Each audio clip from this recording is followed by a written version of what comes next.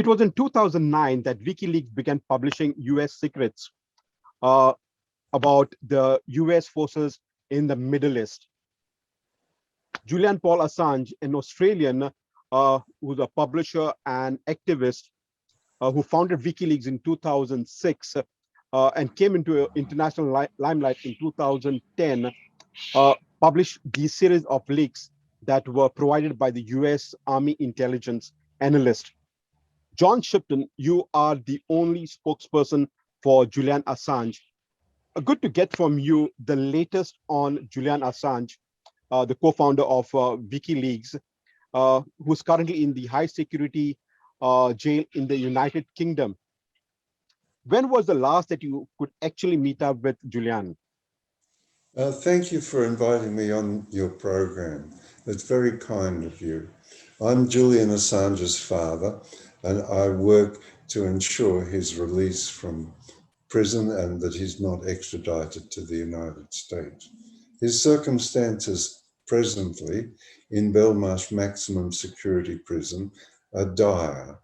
The prison has been under lockdown for COVID-19 since March 2020. So you can understand that being in prison, in jail, 23 hours a day in your cell, under lockdown, is a circumstance that must leave the people, leave Julian in a dire circumstance. Now, let's start off with the latest from the US government that's just about a week back has appealed once again in the UK ruling against Julian Assange extradition. Is that something on expected lines, knowing that the previous stance the US has taken, especially the former US President Donald Trump, and especially now that we've got Joe Biden, the US President, who was the vice president in the Barack Obama administration? Well, you know, the circumstances are that the Department of Justice under Attorney General William Barr pursued Julian and filled the top echelon of the Department of Justice with people who were of a like mind to William Barr, and that is that they want to oppress and ruin the use of the First Amendment as a defense against publication and as a defense against the publication of leaks from, leaks from anywhere really that have to do with national security. So Julian is being used to articulate the destruction of the First Amendment of the United States Constitution. And now that there is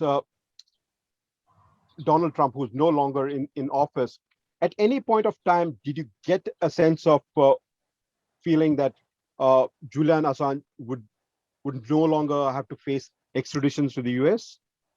Only under the Obama administration, which didn't pursue Julian, and under the Trump administration, when there was a decision to pursue Julian for extradition, 3 senior prosecutors from the Department of Justice resigned, so that there was no enthusiasm in the Obama administration for the extradition of Julian to the United States. All right. Now, 24 of the world leading human rights organizations, including the Reporters Without Borders, have urged Joe Biden to drop the case. How likely is this going to happen, you think? Well, one can't say. I was in touch with the Biden transition team from New York in early January. We wrote to them and they replied saying, we wrote to them for a meeting, and they replied that we had to wait until after the inauguration. But we couldn't stay in New York, it was too expensive. So we return in April, expecting to be able to meet the Biden team to negotiate Julian to come home to Australia. Now, my Indian viewers would be interested on allegations of Mr. Assange been having an anti-Dalit mindset, or I remember one of the senior most caste leader went on to say that Assange should have been sent to a mental asylum. Now, this was many years back, and there was a point of time when Julian Assange did say or did make a statement saying that he would have welcomed uh, India giving him a political asylum. Yes, I don't know anything about being anti-Dalit. You know, I've been to India 12 times. Julian loves India and has been there himself. So uh, after having been to, 12 times, I love India, and so does Julian. There's no sense of being anti anything. We are simply pro-India, not anti-anything. Julian is pro-India, and that shows up in his comments about the leader who used her own private jet to bring a pair of sandals for herself to wear while she was on holiday. Well, there were instances where the senior most leader has um, rubbished all these allegations, uh, but given to understand that Julian uh, is, or rather, more than happy to see that India gives him a political asylum, isn't it? Yes, well, they're not allegations. These cables were revealed, the diplomatic cables of the United States revealed these events. If you understand, the diplomatic Exactly. cables of the United States revealed the events so described as people bringing in their private jet sandals to wear on holidays. They're not accusations. So if there's any anger at all, it should be directed to the United States ambassador in India, not to Julian. Absolutely. Now, coming back to Australia, how hopeful are you that things can be resolved and in this entire, which has been over a decade now? Well, you know, the support for Julian is a rising tide worldwide throughout India, Indonesia, the Middle East, Australia, Germany in particular, France, Spain, Switzerland, Norway, and England. There Yeah, is a rising tide of support throughout the world, as I've described. In Germany, in the German parliament, there's a cross-party coalition of support. In the Australian parliament, a cross-party coalition of support. In the French parliament, a cross-party coalition of support. In the Spanish parliament, the same. In the Italian parliament, the same.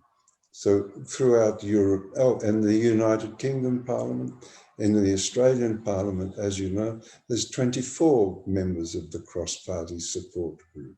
So throughout the world, and politicians, as you know and I know, only react if there's a groundswell of support amongst the absolutely. people. Yes. Absolutely. But now, having said that, do you think that 2021 is going to be the year that Julian Assange would finally get some relief? Yes, I think this year we'll see Julian home with his family and be able to, come to. Anyway, I like Rishikesh. That's where I go. So he could come to Rishikesh with me. That would be very, very nice. Yeah. Well, I'm pretty sure you've got some really fond memories of India, and would be definitely hoping to take Julian Assange to India one fine day. isn't it? Yes, that would be wonderful. Particularly Rishikesh, and we could do some yoga and swim in the Ganga. And what about to my home state in Goa? Well, Goa, I haven't been yet, but I would love to go. I think Arundhati Roy is from Goa, so that would be a great privilege to go there. All right. John, thank you very much for your time. I know you've got a very busy schedule at the moment now that you are in Australia. We hope that 2021 we could see Julian Assange back here in our hometown. Okay, thank you. Speak to you later, Frankie, and thank you for inviting me. Thank you very much, John. Thanks a lot. Bye.